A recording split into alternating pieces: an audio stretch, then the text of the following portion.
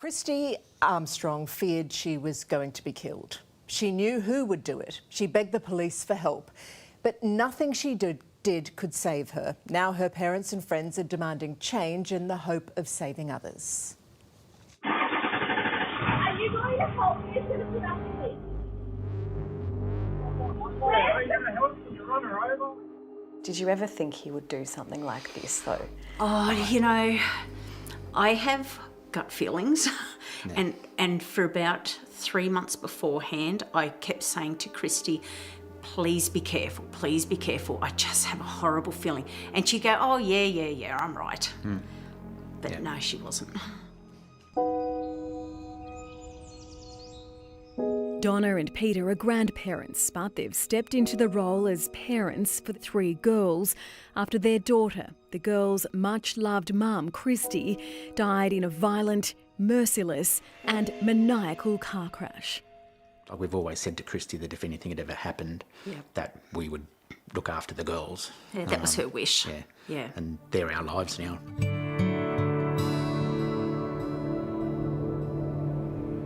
Molong, a small country town in the central west of New South Wales, just outside Orange, a 4-hour drive from Sydney. Known for its rich farming heritage, a close community with plenty of heart. I just miss her so much. And she should be here raising her kids, not us. On Friday afternoon, at the start of the June long weekend last year, the unthinkable reached all corners of this warm and welcoming place. Christy and Troy, together for 17 years but recently separated, got into an argument. Then a head-on crash.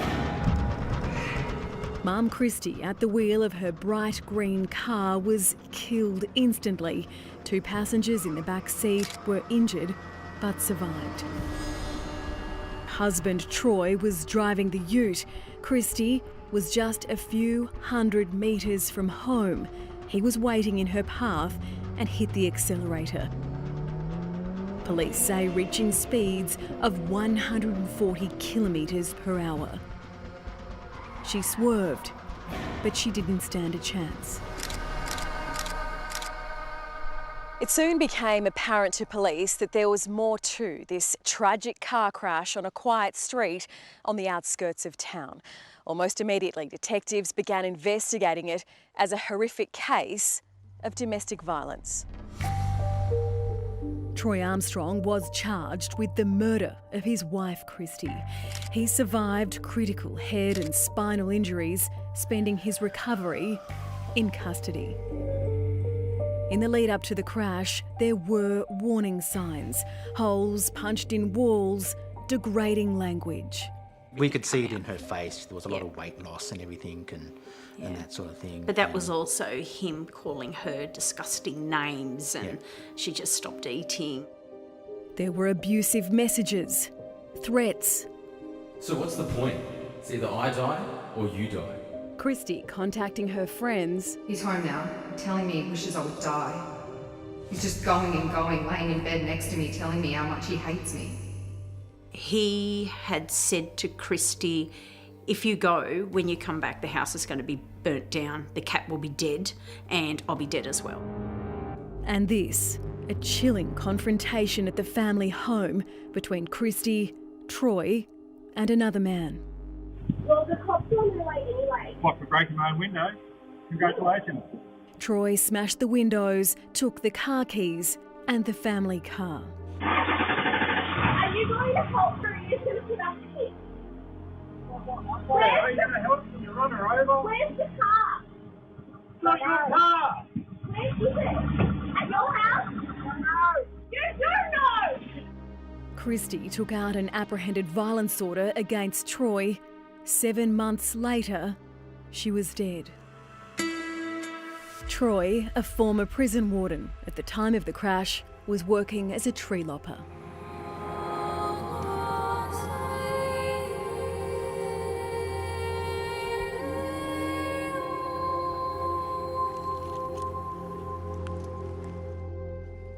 Christy's friends, Naomi and Penny, are doing the best they can without their mate.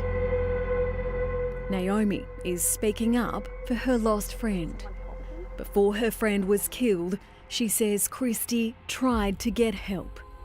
So the police officer that did come out, when Christy opened the door, he was like, oh, this is Troy Armstrong's house. Oh, he wouldn't do anything like that. This must be a mistake. And he left. Oh. Yeah, because he was a good bloke, apparently. She was more than just a friend. We just did life together.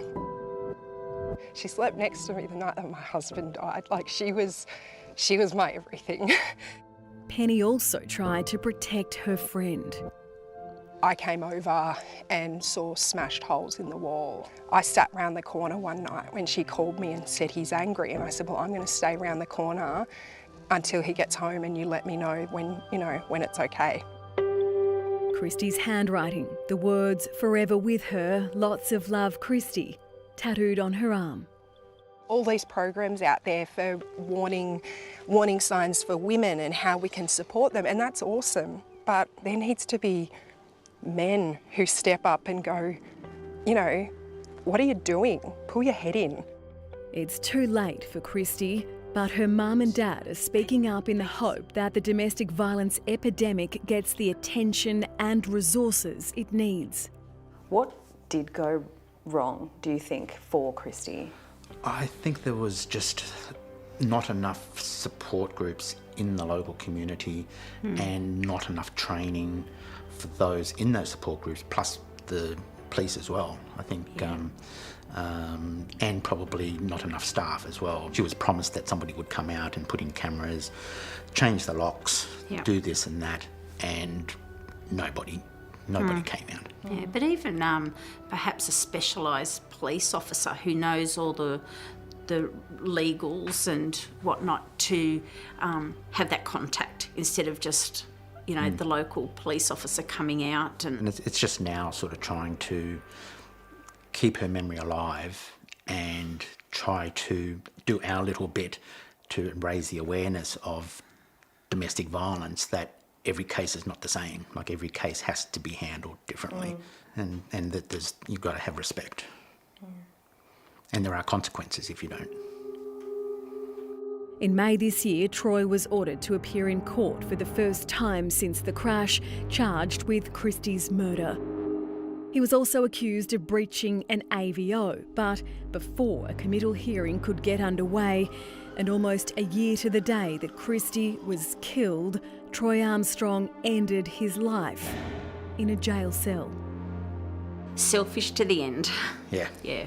5 days before the anniversary, once again he controlled what he wanted to do.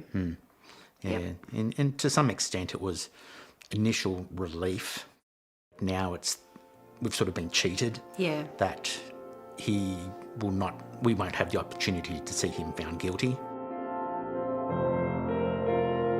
Christy is everywhere you look in the family home, the walls lined with pictures of happy times and Christy's favourite colour, purple. When someone's gone, it's the little things that become the big things. Just seeing her face, like and now that's just been taken away from us.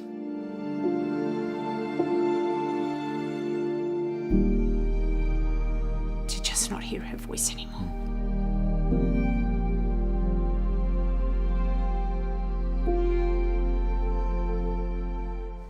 Beautiful people. Now, if you or someone you know needs help, there is a number you can call. They have advice and support. It's 1-800-RESPECT. That's 1-800-737-732.